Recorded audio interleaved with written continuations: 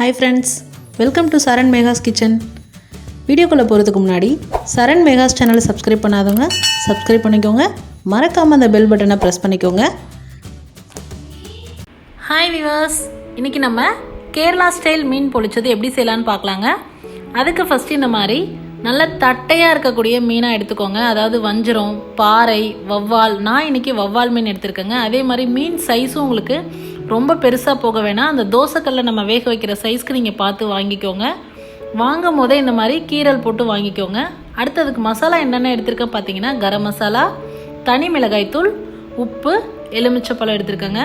இந்த மாதிரி நல்லா கீரி வாங்கிட்டீங்க அப்படின்னா உங்களுக்கு நல்லா குக் ஆகும்போது அந்த மசாலா எல்லாம் உள்ளே இறங்கிடுங்க. டேஸ்ட் நல்லாயிருக்கும். இப்போ வாங்க எப்படி செஞ்சிடலான்னு பார்க்கலாம். இப்போ நம்ம எடுத்திருக்க மசாலா எல்லாத்தையும் நல்லா கலக்கி விட்டுருணுங்க. உப்பு, தனி மிளகாய்த்தூள், கரம் மசாலா தேவையான அளவு நல்லா ஃபஸ்ட்டு ட்ரை பவுடராக இருக்கும் போது நல்லா கலக்கி விட்டுருங்க.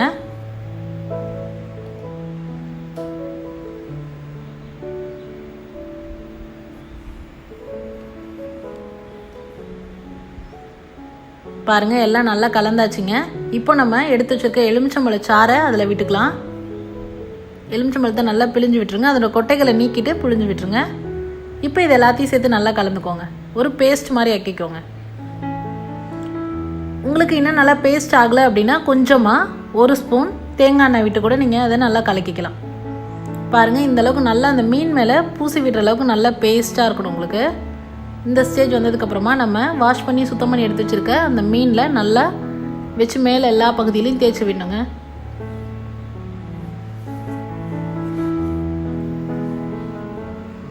பாருங்கள், இந்த மாதிரி அது மீனில் எல்லா பகுதியிலும் நல்லா அந்த மசாலாவை தேய்ச்சிடணுங்க. தேய்ச்சிட்டு இதை அப்படியே ஒரு 2 மணி நேரத்துக்கு ஊற வச்சிடலாம்.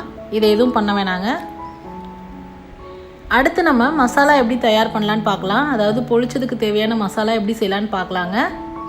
ஃபஸ்ட்டு ஒரு மிக்சர் ஜாரில் காரத்துக்கு ஏற்ப பச்சை மிளகாய், இஞ்சி, பூண்டு, கருவேப்பிலை,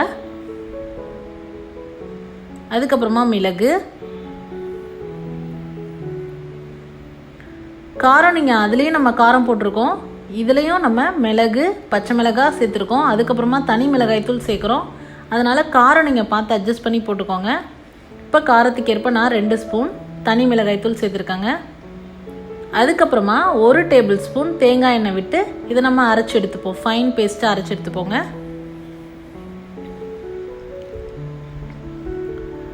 அடுத்து ஒரு பேனில் இது எல்லாத்தையும் சேர்த்து நல்லா அரைச்சி எடுத்துக்கோங்க. பேனில் தேவையான அளவு தேங்காய் எண்ணெய் விட்டுக்கோங்க. இந்த ரெசிபி செய்கிறதுக்கு முழுக்க நான் தேங்காய் எண்ணெய் தாங்க யூஸ் பண்ணியிருக்கேன். முடிஞ்ச அளவுக்கு இந்த வீடியோவை ஸ்கிப் பண்ணாமல் முழுமையாக பாருங்கள். அப்போ தான் உங்களுக்கு எல்லா ப்ராசஸும் புரியும். எண்ணெய் சூடானதும் கருவேப்பிலை, அதுக்கடுத்தது பொடியாக நறுக்கி வச்சுருக்க வெங்காயம். நான் மீடியம் சைஸ் வெங்காயம் 2 எடுத்துருக்கேங்க. உங்களுக்கு மசாலா எந்த அளவுக்கு தேவையோ அந்த அளவுக்கு நீங்கள் வெங்காயம் சேர்த்துக்கலாம். வெங்காயம் நல்லா எண்ணெயில் வதங்கணும். கொஞ்சமாக உப்பு சேர்த்துக்கிறேங்க. இந்த மசாலாவுக்கு ஏற்ற உப்பு சேர்த்துக்கலாம். மஞ்சள் தூள் சேர்த்துருக்கேன். இது எல்லாத்தையும் சேர்த்து நல்லா கிளறி விடுங்க. வெங்காயம் நல்லா வதங்கி வரணும்.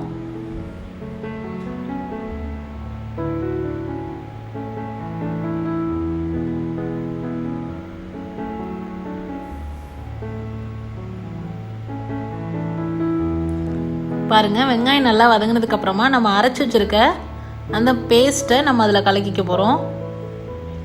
அதையும் சேர்த்து நல்லா அந்த வெங்காயம், எண்ணெய், அந்த பேஸ்ட் எல்லாமே நல்லா கலங்கி வர அளவுக்கு நல்லா வதக்கிக்கோங்க.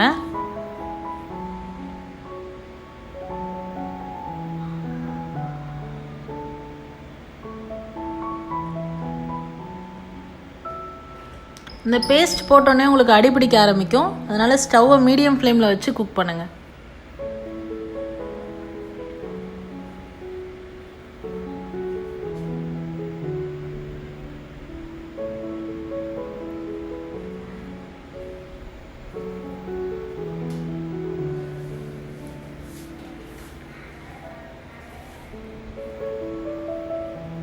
அடுத்ததான் நம்ம பொடியாக நறுக்கி வச்சுருக்க தக்காளிங்க. 2 மீடியம் சைஸ் வெங்காயத்துக்கு 1 பெரிய தக்காளி நான் சேர்த்துருக்கேன். தக்காளி நல்லா வதங்கி வர அளவுக்கு நம்ம வெயிட் பண்ணோம். தக்காளி இதில் சேர்த்துருக்கிறதே உங்களுக்கு தெரியக்கூடாதுங்க. அந்தளவுக்கு தக்காளி நல்லா வெந்து வரணும். பாருங்கள், இந்த அளவுக்கு நல்லா வெந்து வந்துருக்கணும் தக்காளி. அடுத்து இப்போ நம்ம ஒரு தோசைக்கல்ல தேவையான அளவு எண்ணெய் விட்டுக்கலாம். எண்ணெய் விட்டுட்டு நம்ம ஏற்கனவே மீனில் மசாலா தடவி ஊற வச்சுருந்தோம் இல்லைங்களா, அந்த மீன் பீஸை இப்போ நம்ம இந்த தோசைக்கல்ல போட்டு எடுக்க போகிறோம். பாருங்கள், கல் நல்லா சூடாயிட்டு எண்ணெய் நல்லா சூடாயிடுச்சு. இப்போ நம்ம மசாலா தடவி வச்சுருக்க அந்த மீனை 2 மணி நேரம் ஊறினதுக்கப்புறமா இந்த தோசைக்கல்ல வச்சு இப்போ வேக வைக்க போகிறோம். உங்களுக்கு தீ பொறுத்த வரைக்கும் மிதமான சூட்டில் இருக்கணுங்க, இல்லாட்டி உங்களுக்கு தீஞ்சு போயிடும், உள்ளெல்லாம் வேகாது. அதனால் மிதமான சூட்டில் வச்சு நீங்கள் இதை பொறுமையாக வேக வைக்கணும்.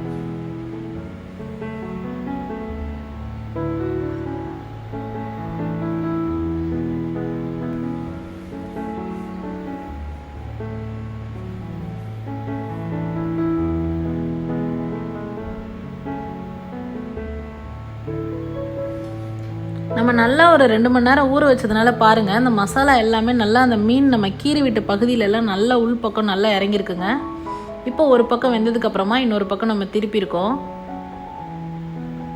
திருப்பி விட்டுட்டு கொஞ்சமாக எண்ணெய் விட்டுக்கலாங்க. எதுக்காக அப்படின்னு பார்த்தீங்கன்னா, உள்ளுக்குள்ளே இருக்க மசாலா எல்லாம் அந்த மீனோட கீரல் நம்ம போட்டிருக்கோம் இல்லையா, அது வழியாக எண்ணெய் உள்ளே போச்சு அப்படின்னா உள்ளே இருக்க மசாலாலாம் உங்களுக்கு நல்லா குக்காகி வரும்.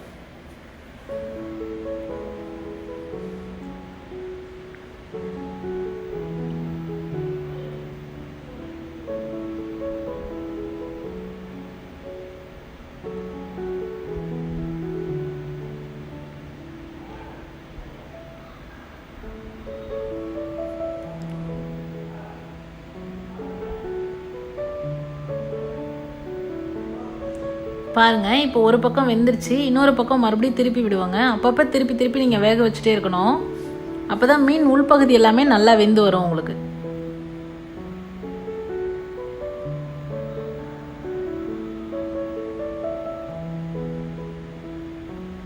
நீங்கள் எந்த தோசைக்கல்ல செய்ய போகிறீங்களோ அதை பிளான் பண்ணி நீங்கள் அந்த மீனோட சைஸ் வாங்கிக்கிட்டீங்க அப்படின்னா ரொம்ப நல்லாயிருக்கும். அதுக்கடுத்து தான் நம்ம கொழுந்து நல்லா வாழை இலை கொழுந்து இலையாக எடுத்து இந்த மாதிரி தீயில அதை வாட்டிப்போம். எதுக்காக அப்படின்னு பார்த்தீங்கன்னா, இந்த மீன் பொளிச்சதுக்கு நம்ம பேக் பண்ணி செய்வோம். அதுக்காக அந்த வாழையில வந்து நல்லா ஃப்ளெக்சிபிளாக உங்களுக்கு மடிஞ்சு கொடுக்கும். இந்த மாதிரி தீயில வாட்டிட்டீங்க அப்படின்னா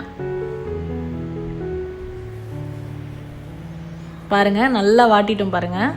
இதுக்கப்புறமா நம்ம ஏற்கனவே செஞ்சு வச்சுருக்க மசாலாவை அந்த வாழை இலையில ஃபுல்லும் எல்லா பகுதியிலையும் பரப்பிக்கோங்க. நான் ஃபஸ்ட்டு அடியில் ஒரு இலை வச்சிட்டேங்க. அதுக்கப்புறமா மேலே ஒரு குட்டி இலை வச்சு அதில் மசாலாலாம் வச்சு ஸ்ப்ரெட் பண்ணி விடுறேன். உங்களுக்கு மசாலா எந்த அளவுக்கு தேவையோ அந்த அளவுக்கு நீங்கள் வச்சுக்கலாம். இப்போ பாருங்கள், மசாலா எல்லா இடத்துலையும் நல்லா பரப்பி விட்டு வச்சாச்சு. அதுக்கப்புறமா நம்ம தோசைக்கல்லேருந்து எடுத்த அந்த மீனை இதில் வச்சுப்போங்க. தோசைக்கல்லே நீங்கள் வேக வைக்கும் போது அது 70% குக் ஆகிடும். மீதி ஒரு 30% தான் நம்ம இந்த வாழை இலைக்குள்ளே வேக வைக்க போகிறோம். இப்போ மறுபடியும் அடிப்பகுதியில் மசாலா வச்சதுக்கப்புறமா இப்போ மேல் பகுதியிலையும் கொஞ்சமாக மசாலா எல்லாம் வச்சு ஸ்ப்ரெட் பண்ணி விட்டுங்க.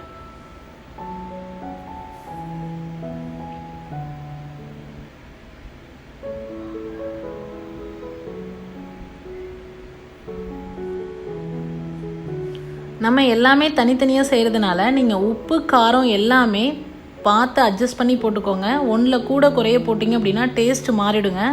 அதுக்காக தான் நான் முன்னவே சொன்னேன், வீடியோ முழுமையாக ஸ்கிப் பண்ணாமல் பார்த்தீங்க அப்படின்னா தான் உங்களுக்கு எல்லா ப்ராசஸும் புரியும்.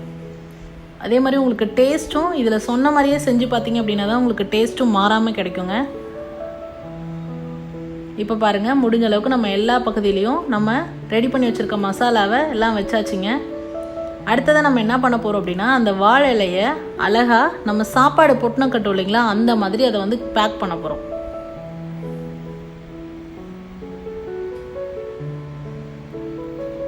ஒரு சைடாக இப்படி மடிக்கணுங்க.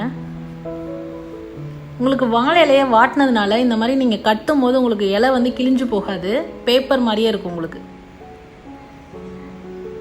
எங்கேயுமே கேப் இல்லாமல் நல்லா சுற்றிலும் எல்லா பக்கமும் மடித்து நம்ம கட்டிட போகிறோம். பாருங்கள், இந்த மாதிரி ஒரு பொட்டணமாக கட்டி எடுத்துக்குவோம். அடுத்ததாக மறுபடியும் நம்ம இதை தோசைக்கல்ல வச்சு வேக வைக்க போகிறோங்க. இதுக்கும் தீ வந்து ரொம்ப மிதமான தீயில தான் இருக்கணும் உங்களுக்கு.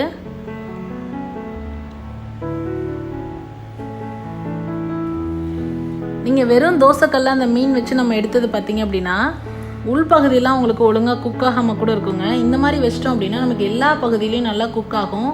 அதுவும் இல்லாமல் அந்த மசாலா எல்லாம் அந்த மீனில் இறங்கும் போது உங்களுக்கு அந்த டேஸ்ட்டும் ஃப்ளேவரும் சூப்பராக இருக்கும். இப்போ இந்த வாழை இலையில் பாருங்கள், ஒரு பக்கம் குக் ஆகிடுச்சிங்க. முடிஞ்ச அளவுக்கு அந்த இலை கருகிற வரைக்கும் நீங்கள் வச்சு எடுத்தீங்க அப்படின்னா நல்லா அந்த வாழையோட சாறு எல்லாமே அந்த மீனில் இறங்கி உங்களுக்கு அந்த வாசனை சூப்பராக இருக்கும் உங்களுக்கு. அவ்வளோதாங்க, நம்ம 2 பக்கமும் வேக வச்சு எடுத்தாச்சு. இப்போ நான் பிரித்து காமிக்க போகிறேன் பாருங்கள். ரொம்ப ஆர்வமாக இருக்குல்லங்க உள்ளே எப்படி இருக்குன்னு பார்க்கறதுக்கு. உண்மையிலுமே திறக்கும் போது எனக்கும் அந்த ஆர்வம் இருந்தது. அதே மாதிரி திறந்ததுக்கப்புறம் பார்த்தீங்க அப்படின்னா ரொம்ப வாசனையாக இருந்ததுங்க. பாருங்க, எல்லாமே நல்லா வெந்திருக்கு பாருங்க.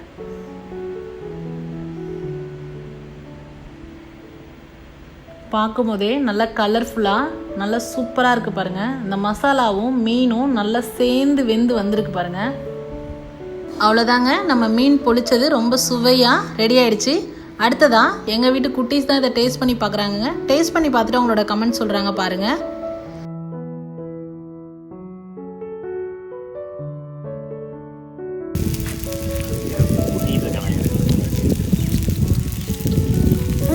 சூப்பராக இருக்கு. சூப்பர். இது போன்ற ஹெல்தி ரெசிபீஸ்க்கு சரண் மெகாஸ் சேனலை மறக்காமல் சப்ஸ்கிரைப் பண்ணுங்கள். இந்த வீடியோ உங்களுக்கு பிடிச்சிருந்தா லைக் பண்ணுங்கள், ஷேர் பண்ணுங்கள், மறக்காமல் கமெண்ட் பண்ணுங்கள். தேங்க்ஸ் ஃபார் வாட்சிங் ஃப்ரெண்ட்ஸ்.